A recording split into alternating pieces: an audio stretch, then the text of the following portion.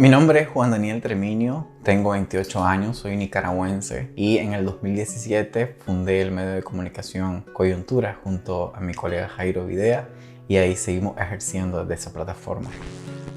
El régimen nicaragüense ha emprendido una feroz persecución contra toda la prensa independiente y ha encaminado al país a un silencio devastador nunca antes visto y nosotros éramos blancos para la dictadura nicaragüense.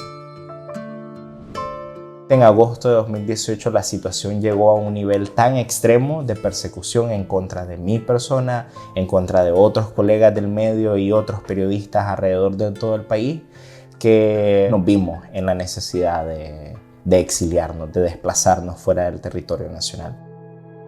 El programa Escriptor Acollit s'engloba dins de l'acció del PEN Català, que és una associació d'escriptors centenària que des de la seva fundació defensa la llibertat d'expressió i la lliure circulació d'idees alhora que projecta la literatura internacionalment i els escriptors dels territoris de parla catalana. És important que protegim els escriptors perquè d'alguna manera simbolitzen la paraula.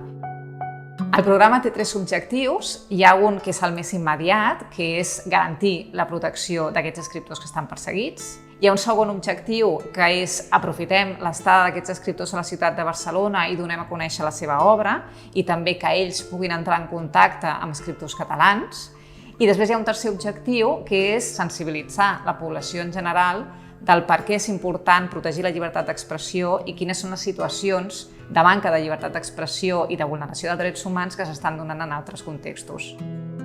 Hemos participado en colegios, algunos ayuntamientos nos han invitado también, algunas organizaciones nos han llamado a formar parte, ¿no? de sus mesas de diálogo. Compartir, decirlo una vez más todo lo que estamos pasando, es parte de conectar con otras personas que quizás si no me hubiera exiliado no hubiera llegado a conocerlas, entonces podría verse eso como algo positivo.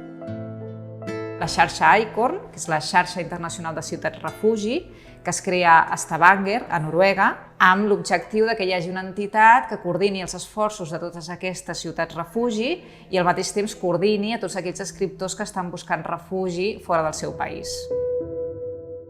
La ciutat de Barcelona tradicionalment ha sigut una ciutat de moltes lluites i de moltes resistències i és per això que de forma natural és una de les capitals que la xarxa ICORN i el PEN Català en particular situa com a ciutat d'acollida d'aquests periodistes o d'aquests escriptors que van passant en tongades de 2 anys per la ciutat i que nosaltres amb el PEN i gràcies al PEN oferim protecció amb tots els seus diferents angles, des de suport en l'habitatge, seguretat jurídica o suport jurídic, intermediació cultural i fins i tot ajut psicoemocional quan calgui. Treballar en una xarxa de ciutats és molt més potent que treballar a soles i sobretot amb ciutats que comparteixen la seva voluntat, el seu esperit de ser ciutats refugi, d'aquells que són defensors de drets humans i ho fan a través de la ploma o darrerament a través del teclat. Debo decir que cuando me bajé del avión y iba pasando por las calles de Barcelona, hasta alguna lágrima se me salió porque en realidad es impactante.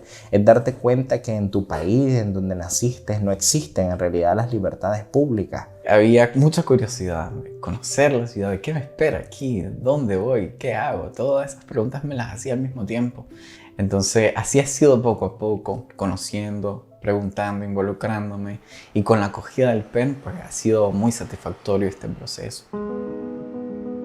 Des del 2006, el PEN Català ha gestionat el programa Escriptor Acollit i fins ara hem acollit 10 persones, 10 escriptors provinents de països com Zimbàbue, Síria, Palestina, Nicaragua, Hondures, Tunísia, Egipte, etc. Tenim un cas concret del Salem Zenia, que va ser el primer escriptor que va arribar amb el programa Escriptor Acollit el 2007, que no va poder, malauradament, retornar a Algèria i que actualment viu a Catalunya, concretament a la ciutat d'Olot, amb la seva dona i els seus fills, i que va fer un diccionari adreçat a la població amb llengua amaziga, que a Catalunya és majoritària dintre de la població immigrada i que no tenien un diccionari d'aquest estil. El projecte d'escriptors acollits del PEN Català, per a mi, era i continua sent un projecte molt important que m'ha obert les portes, diguem-ne, de les llibertats, que m'ha obert els ulls al món i és un projecte, jo diria, d'intercanvi, perquè un escriptor acollit no ve les mans buides, sinó és una riquesa. Diria que aquest projecte és molt important a tots els nivells de la llibertat, als nivells de la protecció dels drets humans, de l'intercanvi cultural, tot plegat pel bé de l'humanitat i pel bé de les persones realment que necessiten viure en aquest entorn de protecció. Potser pot donar més d'ell mateix.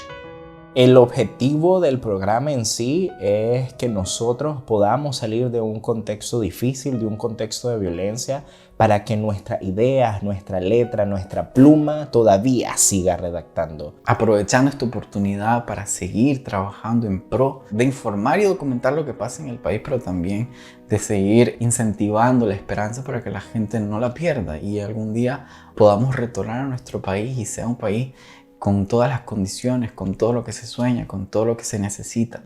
Por ahora es libertad. Lo que más le urge a nuestro país es libertad.